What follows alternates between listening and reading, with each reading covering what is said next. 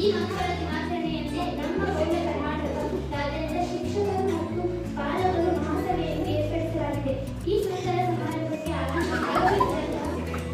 ನಮ್ಮ ಶಾಲಾ ಸಂಸ್ಥೆಗಳ ಪ್ರಧಾನ ಮಂತ್ರಿಯಾದ ಬಸವರಾಜ ಕುರುಡಿ ಇವರಿಗೆ ಸ್ವಾಗತ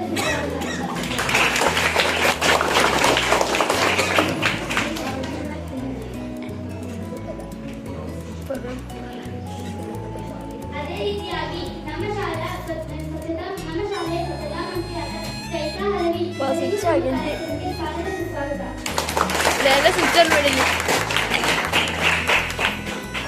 ಹಾಗೂ ಚಂದನಾ ಚಂದ್ರಿಗೆರೆ ಶಿಕ್ಷಣ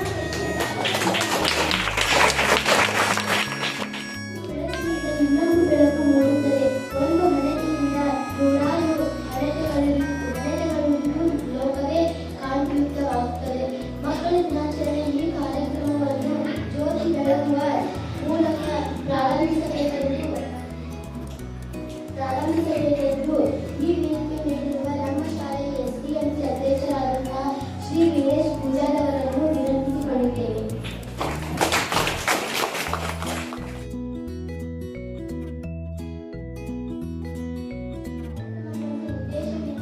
ಉದ್ದೇಶವಿದ್ದೇ ಇರುತ್ತದೆ. ಆ ಉದ್ದೇಶವನ್ನು ಪ್ರಾಸ್ತಾವಿಕ ನುಡಿಯ ಮೂಲಕ ಹೇಳಲು ಬರುತ್ತಿದ್ದಾರೆ ನಮ್ಮ ಪ್ರಧಾನ ಗುರುಗಳಾದ ಶ್ರೀ ಟಿ.ಡಿ. ಪ್ಯಾಟೀಲ್ ಗುರುಗಳು.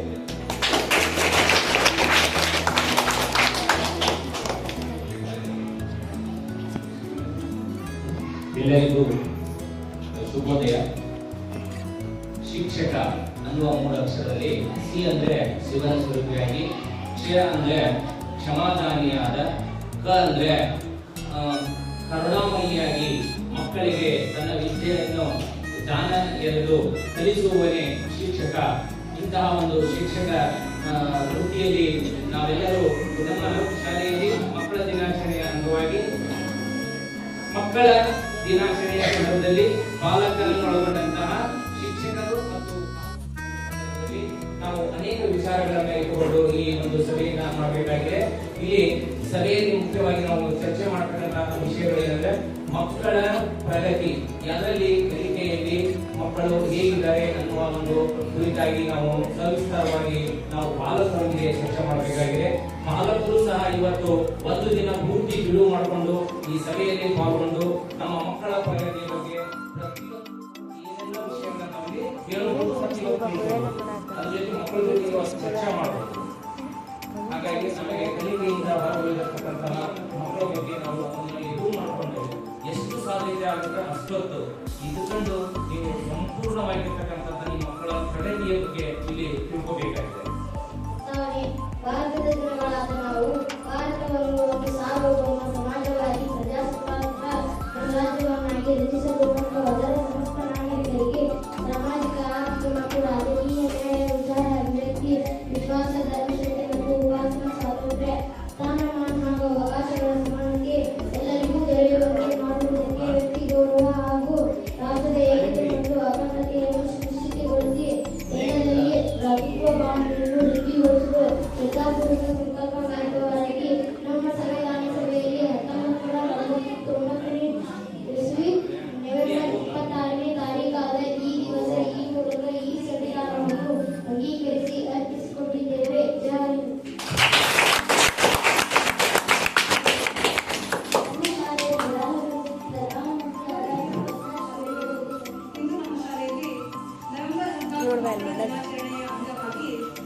ಪಾಲಕ ಪೋಷಕರ ಮಹಾಸಭೆಯನ್ನು ಆಯೋಜಿಸುತ್ತೇವೆ. ಸರ್ಕಾರ ಮಕ್ಕಳ ಏಳಿಗೆಗಾಗಿ, ಮಕ್ಕಳ ಸರ್ವಾಂಗೀಣ ಅಭಿವೃದ್ಧಿಗಾಗಿ ಅನೇಕ ಯೋಜನೆಗಳನ್ನು, ಪ್ರೋತ್ಸಾಹಕಾರಿ ಯೋಜನೆಗಳನ್ನು ಹಮ್ಮಿಕೊಂಡಿದೆ. ಆ ಯೋಜನೆಗಳಲ್ಲಿ ಮುಖ್ಯವಾಗಿ ಏನಪ್ಪಾ ಅಂತಂದ್ರೆ, ಮೊದಲನೇದಾಗಿ 6ರಿಂದ 14 ವರ್ಷದ ಒಳಗಿನ ಮಕ್ಕಳಿಗೆ ಉಚಿತ ಮತ್ತು ಕಡ್ಡಾಯ ಶಿಕ್ಷಣವನ್ನು ನಮ್ಮ ಸರ್ಕಾರಿ ಶಾಲೆಯಲ್ಲಿ ಕೊಡ್ತಾರೆ. ಅಂದ್ರೆ ಯಾವುದೇ ಪಕ್ಕದ ಪ್ರೈವೇಟ್ ಶಾಲೆಗಳೇ ಅನಿಸ್ತೇವೆ. ಆದರೆ ನಮ್ಮ ಸರ್ಕಾರಿ ಶಾಲೆಯಲ್ಲಿ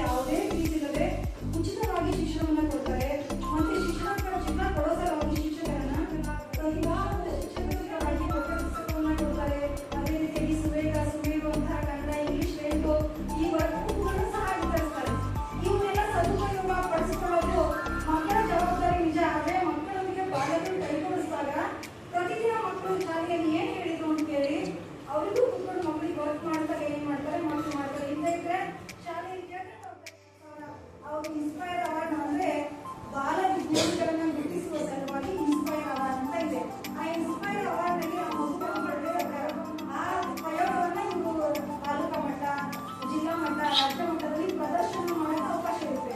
ಇದು ಎಲ್ಲಿದೆ ನಮ್ಮ ಸರ್ಕಾರಿ ಶಾಲೆಗಳಲ್ಲಿ ಮಾಡ್ತಾರೆ. ಹೇಳಿದ್ರೆ ಅವ್ರ ಪಾಡಿಗೆ ಬುಕ್ಸ್ ಮುಚ್ಚಿಟ್ಟು ಇವತ್ತೇನೋ ಹೋಮ್ವರ್ಕ್ ಹೋಗಿಲ್ಲ ಅಂತ ಹೇಳ್ತಾರೆ. ಆ ರೀತಿ ಆಗದಂಗೆ ಧನ್ಯವಾದಗಳು.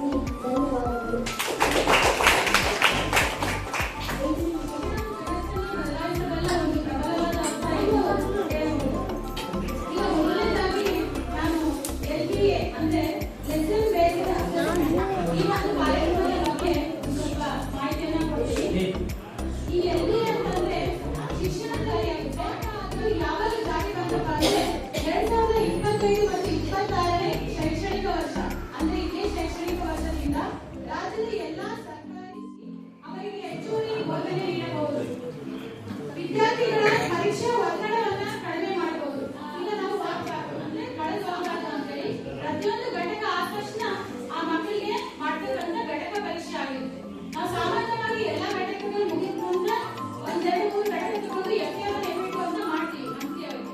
ಆದ್ರೆ ಈಗ ಮಗುಗೆ ಅಕ್ಷರಗಳನ್ನು ಗುರುತಿಸಲಿಕ್ಕೆ ಬರಬೇಕು. ಕಾಗದದ ಅಕ್ಷರ ಕನ್ನಡ ಅಕ್ಷರಗಳನ್ನು ಗುರುತಿಸಲಿಕ್ಕೆ ಬರಬೇಕು. ಬಾಲಕಾಂತ ಮತ್ತು ಆರ್ಟಿ ಕುರಿತು ಮಾತನಾಡಲು ಬರುತ್ತಾರೆ. ಸಭೆಯಲ್ಲಿ ನನ್ನ ಕೊಟ್ಟಿರ್ತಕ್ಕಂಥ ವಿಷಯ CWS ಮಕ್ಕಳು. CWS ಮಕ್ಕಳು ಯಾರು ಅನ್ನೋದು ಅಂದ್ರೆ ಚೈಲ್ಡ್ ಸ್ಪೆಷಲ್ ನೀಡ್ ಅಂತ ಹೇಳಿದ್ರು.